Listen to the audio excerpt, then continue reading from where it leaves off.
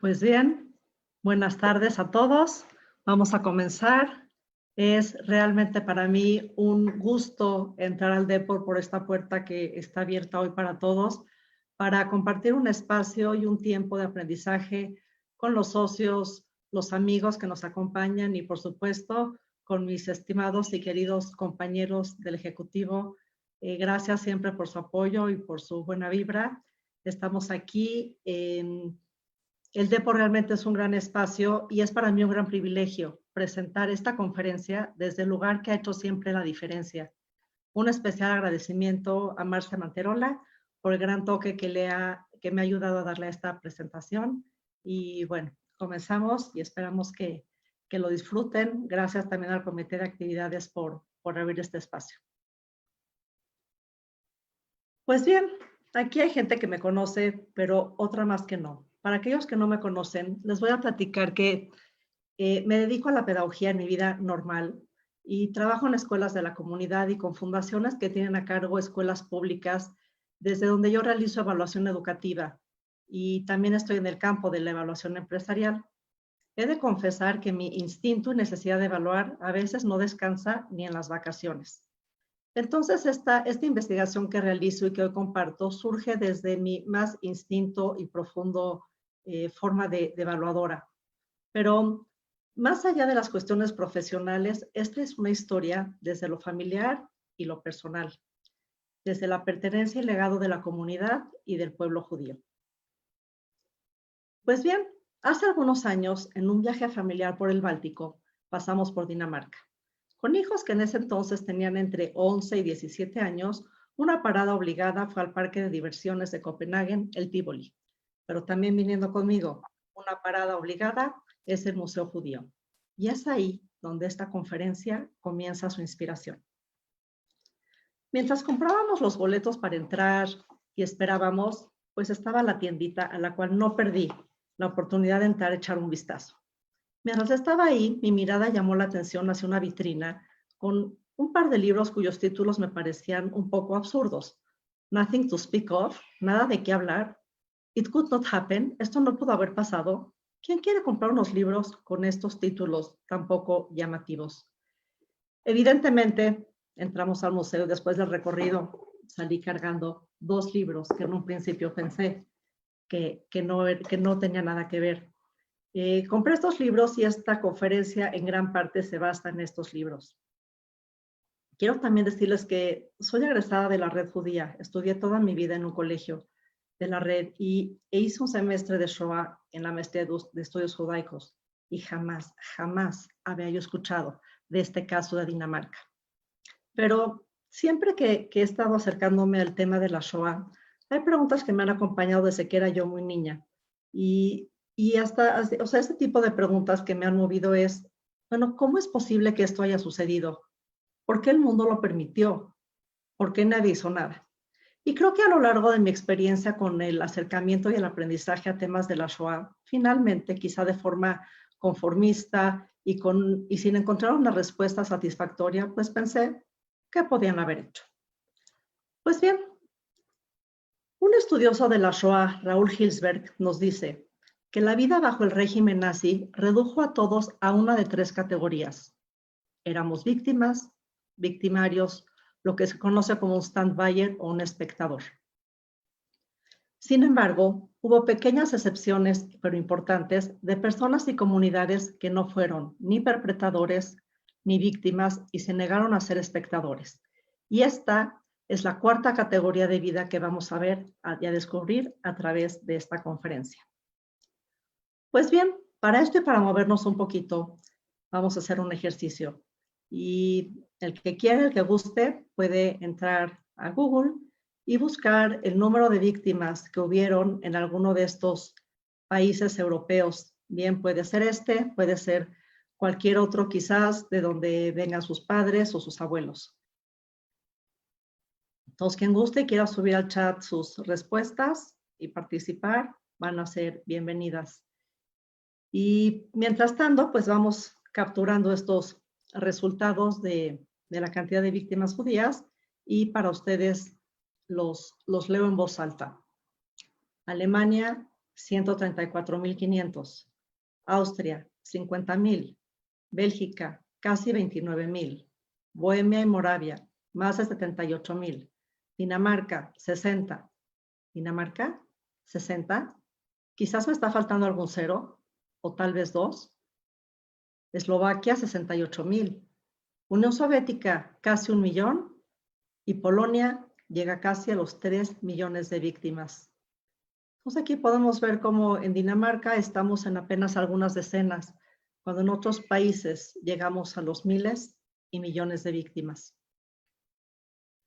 Pues poniéndonos un poco en contexto, durante 1933 se calcula que la población judía en Europa era de aproximadamente 9 millones y medio. Es básicamente el 60% de la población judía mundial, que en aquel entonces se calculaba en 15.3 millones de judíos. Antes de que los nazis tomen poder en 1933, Europa tiene una cultura judía dinámica y sumamente desarrollada. En poco más de una década, la mayoría de Europa sería conquistada, ocupada o anexada por Alemania nazi, y la mayoría de los judíos europeos, 2 de cada 3, pereció. Entonces, tratemos de entender juntos, ¿cómo es posible que si el 70% de los judíos alemanes perecieron, los judíos de Dinamarca prácticamente se hayan salvado todos? ¿Cómo es que le hizo Dinamarca para convertirse en el único país de Europa Occidental ocupada por los nazis que pudo salvar a su población judía? Pues bien, tratando de entender esto, como evaluadora, pensé en hacer y plantearme un par de hipótesis. La primera de ellas dice que tal vez Dinamarca está muy lejos geográficamente de Alemania y por lo tanto los alemanes y el nazismo no llegaron hasta allá. Mi segunda hipótesis dice que quizás no había judíos o estaban muy asimilados en Dinamarca. O posiblemente los daneses fueron más valientes para oponerse a los planes nazis. O quizás sea gente más buena, como también los italianos, que lograron proteger a muchos judíos del asesinato masivo. Y pues bien, los dejo unos momentos para ver estas hipótesis y si alguno de ustedes quiere participar y votar sobre cuál de estas hipótesis les parece la más posible, pues pueden también compartirlo en el chat. Si alguna de estas 4 creen que no es y quieren proporcionarnos una quinta o una sexta, por supuesto que también están invitados.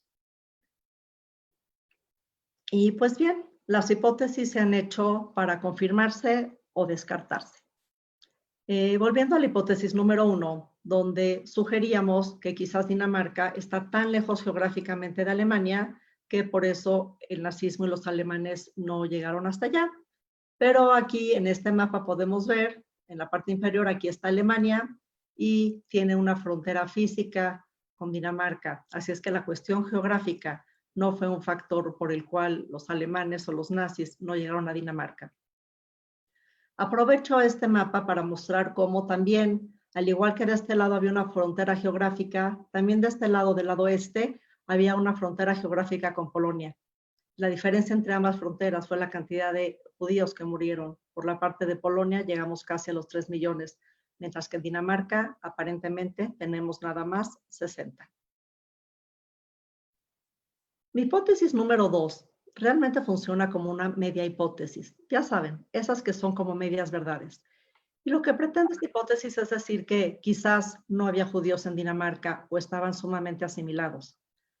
A esta hipótesis lo que encontré es que si bien había pocos judíos en Dinamarca comparado con Holanda y con casi los 3 millones de Polonia, no había 80 judíos en Dinamarca. Habían bastante más, aunque la población en perspectiva con otros países era poca. Y con respecto a que si estaban sumamente asimilados, sí, es verdad. La mayoría de los judíos en Dinamarca estaban aculturalizados, asimilados y bastante mezclados ya con lo que es la sociedad danesa. Sin embargo, y para efectos de las leyes de Nuremberg, basta con tener un solo abuelo de los 4 para ser candidato al exterminio. Entonces, ¿en qué radica la diferencia entre todos estos países y Dinamarca? Los daneses en realidad sí se vieron beneficiados de circunstancias distintas. no solo geográficas o demográficas, al resto de Europa, y nos van a ayudar a entender estas discrepancias en Europa. Y bien, dejando un poco de lado la hipótesis 3 y 4, les quiero presentar otros factores que también tuvieron que ver con esta situación. La primera es que la persecución de los judíos en Dinamarca comienza tarde, relativamente tarde, cuando la ocupación comienza ya desde el 9 de abril de 1940. Otro de los factores es el que se refiere al retiro gradual de derechos. Y para esto recuerdo una hipótesis que quiero compartir con ustedes, que se llama la teoría de la rana en el agua hirviendo. Esta teoría nos cuenta que si tenemos un balde de agua hirviendo y de pronto echamos una rana, esta rana al momento de sentir el agua caliente, instantáneamente y por instinto va a brincar, va a salir y se va a escapar del agua hirviendo. Sin embargo, si ponemos una rana en agua tibia y vamos elevando la temperatura, cuando el agua llega al punto de ebullición y hierve, la rana ya no puede salir. Este segundo caso de la rana en el agua tibia que va subiendo es un poco lo que le sucedió a otros judíos en otros países de Europa. Y justamente en Dinamarca, pues el balde de agua después de más de 3 años de ocupación, ya estaba el agua hirviendo. Cuando se va directamente a la persecución de los judíos sienten el agua hirviendo y de inmediato escapan. Y otro de los factores determinantes es que para este escape siempre pudieron llegar a la cercana Suecia, que pudo mantener su política neutral y le abrió las puertas también a los judíos de Dinamarca. Pues bien, regresamos a la hipótesis 3 y 4. Y para efectos de esta conferencia, me gustaría juntarla en una sola. Hablamos de que si los daneses fueron más valientes o quizá más buenos. Entonces, yo esta hipótesis 3 y 4 la llamo la hipótesis de la valentía y la bondad. La valentía y la bondad hablan de factores y circunstancias humanas y fueron en este extraño caso determinantes para entender por qué el número de víctimas en Dinamarca fue de decenas y no de miles o millones. Pues bien, cuando Alemania invade Dinamarca el 9 de abril de 1940, violando su política de neutralidad, ante esta situación, el gobierno, el rey de Dinamarca, a fin de evitar un derramamiento inútil de sangre y sin oponerse a la resistencia a la ocupación, se rinde.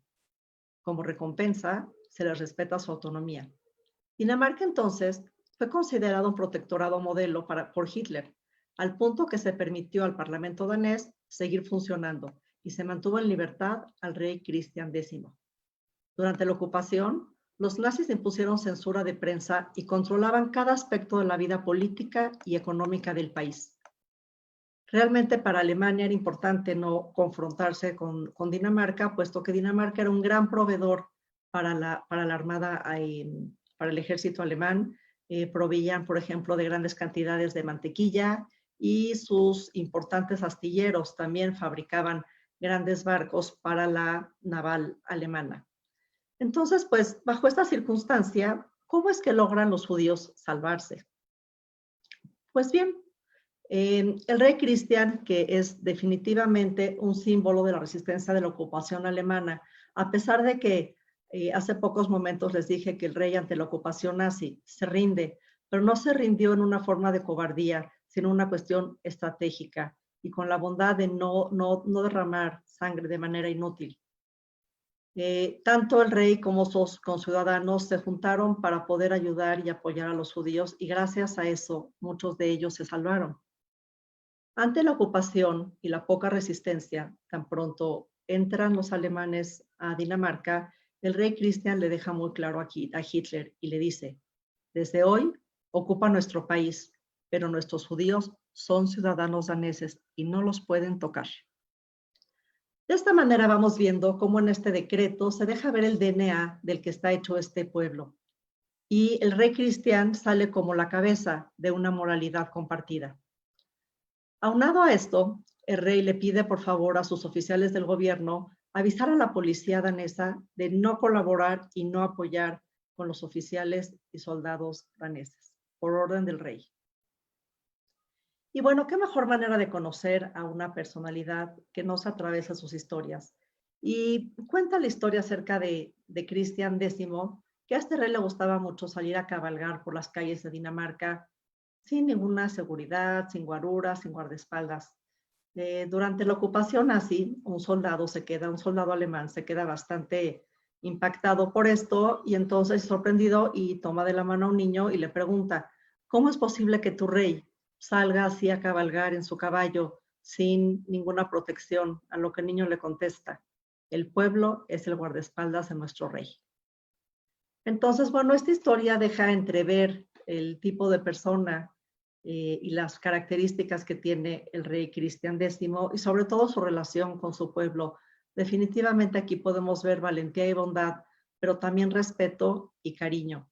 El respeto y cariño que podemos ver aquí entre el pueblo y su propio rey permea hacia los ciudadanos y entre los ciudadanos mismos y la sociedad. También podemos ver siempre auges de cariño y respeto.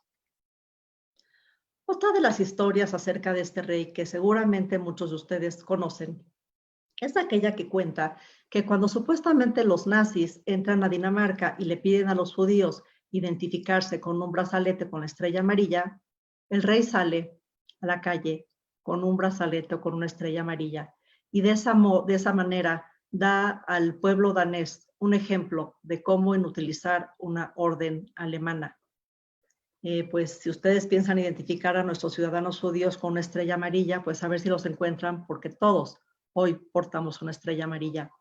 Y bueno, a pesar de que es una linda, linda historia, es un mito, y como todo mito tiene una parte del imaginario. Esto no es una historia real, puesto que como vimos anteriormente, en Dinamarca no hubo un retiro gradual de derechos, así es que nunca a los judíos en Dinamarca se les pidió identificarse y portar esta estrella. Sin embargo, no cabe la duda en el imaginario de todos que esto es lo que el rey Cristian X hubiera hecho si tal ley se hubiera dado. Y pues bien, hemos tomado un tiempo para hablar de la valentía, de la hipótesis de la valentía y la bondad, empezando por el cuerpo de los gobernadores y los oficiales. Por esta valentía y bondad también permea hasta el pueblo. Y es así como la historia cuenta cómo los daneses, desde los más altos burócratas hasta los pescadores más humildes, ayudaron a los judíos a escapar cuando los alemanes intentaron deportarlos a los campos de concentración en octubre de 1943. Evidentemente que los primeros compases del rescate fueron improvisados, pero realmente, ¿qué es lo que da inicio a un rescate? Pues el comienzo de la persecución. Así es que les platico, este es el rabino Marcus Melchior, en su momento el gran rabino de la sinagoga de Copenhague, y el 29 de septiembre de 1943, el rabino danés Marcus Melchior interrumpe el servicio matinal en la sinagoga de Copenhague y les dice, no tenemos tiempo para continuar con las oraciones. Tenemos noticias de que este viernes por la noche entre el 1 y 2 de octubre, la Gestapo vendrá y arrestará a todos los judíos daneses. Tienen una lista de direcciones y vendrán a la casa de cada judío y nos llevarán a todos a 2 grandes barcos que esperan en el puerto, para así enviarnos a los campos de concentración en el continente. Pues habiendo escuchado esto, el rabino le pide que por favor se los platique a sus amigos y a sus familiares y que todos se vayan a esconder. Y así es como la noche del 1 de octubre, en vísperas de Rosh Hashanah, cuando los soldados nazis van a perpetuar y van a hacer su plan, encuentran en cada casa de los judíos una puerta cerrada y una casa vacía. Pero bien, si los judíos cerraron su puerta, entonces, ¿a dónde se fueron? Pues muchas otras puertas de sus vecinos y amigos gentiles se abrieron. Vecinos que los escondieron primeramente en sus casas y después ayudaron a mover a estos judíos por medio de los bosques, a esconderlos de los ojos de la Gestapo y llevarlos hacia los pequeños pueblos de pescadores para de ahí ser embarcados y trasladados a Suecia. Pues bien, los pescadores que vivían en las costas llenaron sus embarcaciones con refugiados judíos para trasladarlos clandestinamente hacia Suecia. Y pues aquí podemos ver cómo en diferentes pueblitos que había de pescadores, estos llenan sus embarcaciones y se hacen múltiples traslados hacia lo que vendría a ser Suecia. Y aquí en el norte hay un pueblito que se llama Gileg, y ahí también se cuenta que había una iglesia donde se escondieron muchísimos judíos antes de poder ir a las embarcaciones. Algunos pescadores trasladaron a los judíos por dinero a Suecia. Otros solo aceptaban el pago de aquellos que podían permitírselo. Y entre aquellos que no podían permitírselo, encontramos ya a más o menos 1,400 refugiados de otros países de Europa del Este que estaban en Dinamarca en calidad de refugiados y no podían pagarlo. Sin embargo, los pescadores siempre llevaron a la gente desde Dinamarca hasta un lugar seguro en Suecia. También gracias en buena medida a millonarias donaciones de algunos empresarios daneses, la resistencia danesa, que alguna vez fue improvisada, tuvo cada vez un papel más activo y organizado. Así también, la policía portuaria danesa fungió un importante papel. Cuando los funcionarios daneses de distintos niveles supieron de las intenciones alemanas, adoptaron de forma individual diversas medidas para ocultar a los judíos. Por ejemplo, una vez que los alemanes revisaban los containers, los inspeccionaban, les ponían un sello. La policía portuaria lo que hacía era violar este sello, abrir el container, meter en algunas ocasiones a personas judías, pero en muchas otras lo que guardaban eran las pertenencias judías y las llevaban hacia Suecia para que las tuvieran sus dueños, y de esa manera evitaban una segunda inspección de los alemanes. Algo curioso que también sucedió es que en los primeros días de la vigencia de la orden de deportación, la Gestapo estaba ya desbordada. Por lo tanto, requirió al ejército y a la armada alemán para que intervinieran. Quizá debido a que estaban ocupados en tareas de guerra más importantes, no se mostraron muy dispuestos a intervenir y frecuentemente se hacían de la vista gorda ante los que huían. Y tiene que ver esto un poquito con el ambiente de contagio del entorno, donde uno está en un entorno de colaboración y ayuda. Los alemanes parece que algunos de ellos prefirieron o finalmente se contagiaron emocionalmente de la colaboración y apoyo y dejaron atrás un poquito su instinto de asesinato, persecución y matanza. Tras cada una de las iniciativas de los sectores de la resistencia, hay personas, hay caras, hay seres humanos y corazones. Hay personas valientes y buenas. Durante la primera quincena de octubre de 1943, desde el mismo rey, líderes religiosos y sacerdotes que ofrecieron los desvanes de sus iglesias, médicos y enfermeras que los ingresaron en hospitales con nombres falsos, miembros de la resistencia, policías, miembros del gobierno y ciudadanos anónimos, pescadores que hicieron numerosos viajes a través del estrecho con sus pequeñas embarcaciones, se conjuraron para salvar a sus compatriotas judíos de las redes del nazismo, a pesar de poner en riesgo su propia vida. Como dice Goldstein, al servicio de ideales cristianos democráticos, por medio de una configuración excepcional de iniciativas individuales e institucionales, los daneses alcanzaron una moralidad colectiva, con sus esfuerzos colectivos de resistencia, resiliencia y al servicio del rescate. Y pues bien, estamos viendo cómo de verdad hay iniciativas de cada uno de los ciudadanos donde se permea la valentía, la bondad, el respeto y el cariño. Y pues bueno, quiero presentarles a Judith Klickman. Me la encontré haciendo esta investigación. Tiene un libro llamado Behind the Shadows, donde ella captura imágenes del Holocausto. Y bien, se recuerdan que hablamos de que Raúl Hilsberg había propuesto 3 formas de vida bajo el régimen nazi, y la cuarta estábamos por descubrirla, y es justamente Judith Klickman la que nos ayuda a hacer este descubrimiento. Ella dice: ninguno de nosotros puede ser espectador. Los daneses no encajaron en este patrón de espectador. No fueron perpetradores, no fueron víctimas y no fueron espectadores. Ellos hicieron la diferencia. Y hacer la diferencia es la cuarta categoría de vida bajo el régimen nazi que hoy se nos propone. Judith Glickman Lauder, ella no es una sobreviviente del Holocausto, ella es una mujer americana que lleva los últimos 30 años dedicándose a fotografiar bajo la perspectiva de su propio lente imágenes del Holocausto. Al igual que yo, pensando que Dinamarca sería la continuidad de las sombras fotografiadas en el resto de Europa, no encontró las esperadas sombras de los restos de víctimas ni trazas de historias fatales. Encontró ante su lente una luz que reflejó aquello de lo que está conformada la sociedad danesa.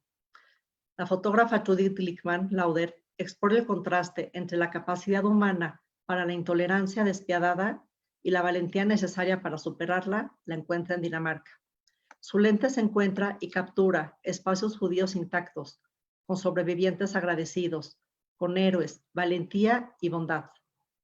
Los retratos de Glickman Lauder nos recuerdan un momento en el que la gente común se puso en riesgo para ayudar a los demás.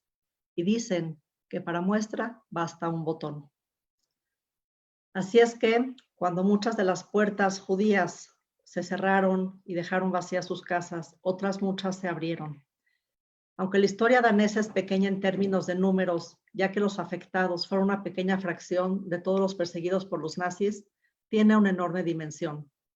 Por ejemplo, aquí podemos ver las caras de las instituciones de ayuda y de resistencia a Sven Erik. Gracias a él pudo recuperar todo el contenido religioso y no solamente lo escondió en Dinamarca, sino que lo mandó clandestinamente a Suecia para darlo entre los dueños y refugiados. Al igual que Karen Nick Poulsen, también tenemos aquí a Eva Lund y a Jens Moller, quienes ayudaron al traslado de los judíos de las ciudades por medio, o sea, hacia los bosques hasta llegar a los pequeños poblados de pescadores para de ahí organizar el escape a Suecia. Eva Lund, llamada la Caperucita Roja, aquí hay dos historias interesantes de ella. Ella portaba una capa roja con la cual podía ser fácilmente identificada por los judíos y así poderla seguir tratando de evitar el mayor riesgo para que ella los llevara a un lugar seguro.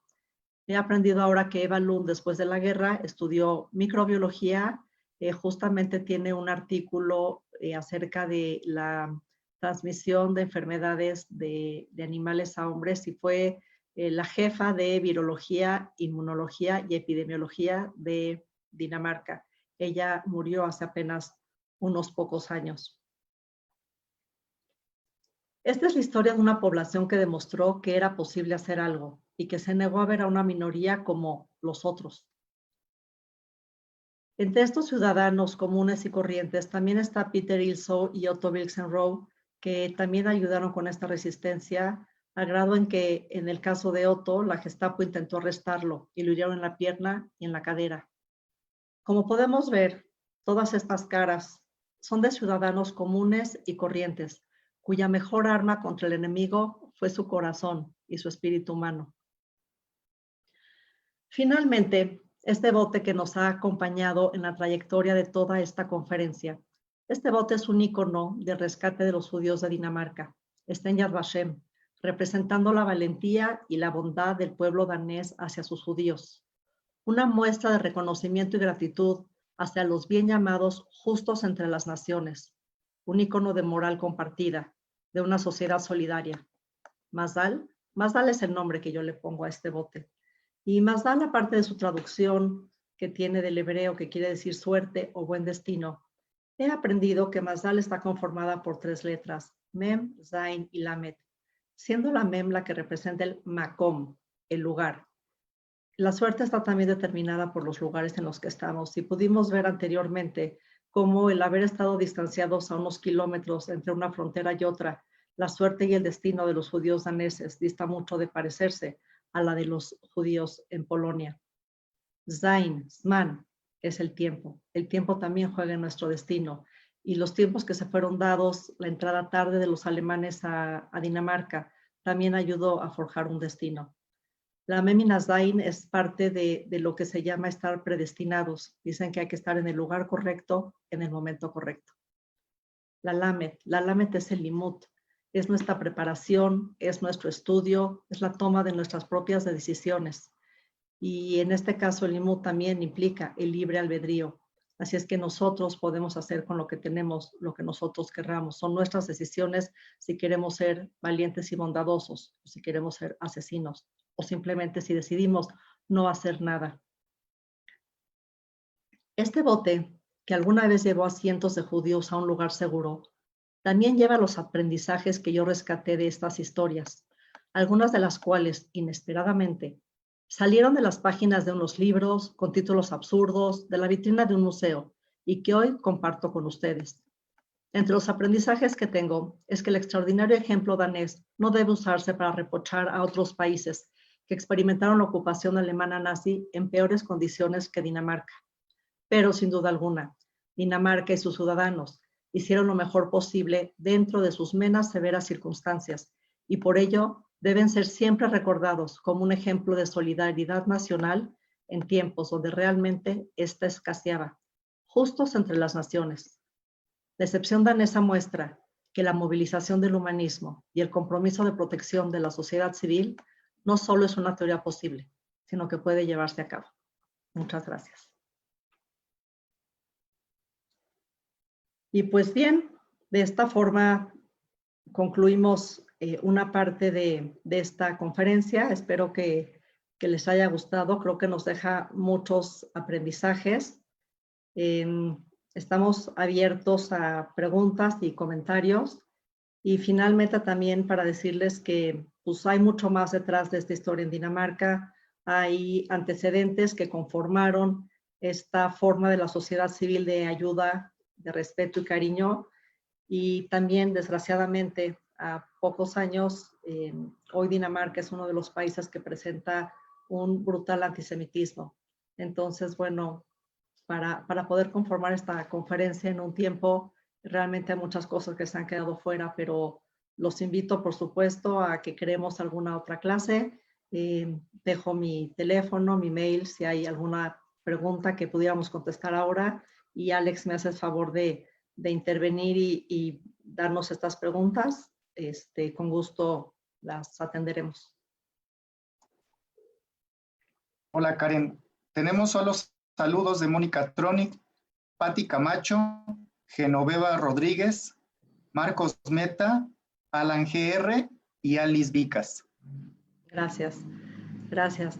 Pues bueno, pues si no hay más preguntas, quiero decirles que esta es la segunda vez que imparto esta conferencia y después de la primera recibí una llamada de una persona que me dice que ella es judía mexicana. Ella vivió en Dinamarca entre el 71 y el 74 porque su papá era el embajador de México en Dinamarca, lo cual me dio mucho gusto. Ella escuchó mi conferencia y pues me dice que ella conoce a sobrevivientes que viven ya en Suecia y que han sido rescatados.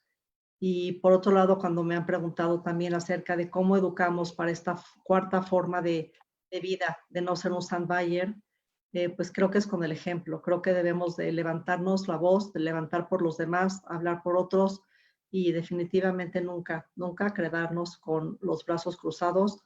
Nuestra comunidad es un gran ejemplo de ayuda al otro, de no ser un stand-byer, de poder hacer siempre la diferencia como esta institución y como tantas más que tenemos en nuestra comunidad lo hacen. Y si no hay más preguntas, pues me despido y agradezco la oportunidad de estar en este lugar y en este espacio de estudio con mucha suerte para todos. Gracias.